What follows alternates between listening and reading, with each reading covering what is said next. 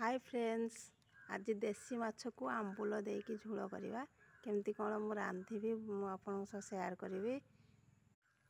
तीनटा मागुर माछ, एटा गोटे मागुर, एटा सिंगिना मागुर क्या नहीं, एटा सिंगी बोधे, एटा मागुर, एटा मागुर, एटा मागुर, एटा मागुर, तीनटा मागुर गोटे सिंगी अच्छी। बाबा देखला डर मानसी माछ।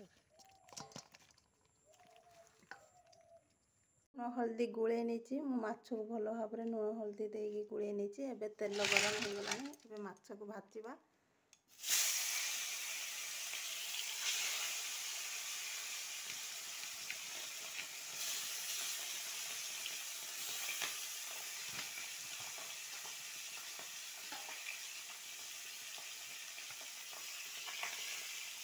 सिंगी मागुर फुटी थाए, तेलर पकड़े ठो ठा है बर्तमान फुटब।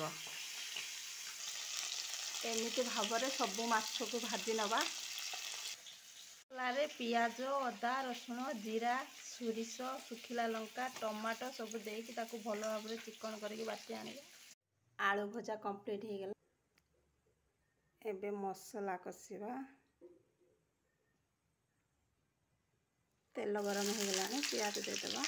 एबे बटा मसला को देदेबा। माछ तरकारी कंप्लीट हो गला।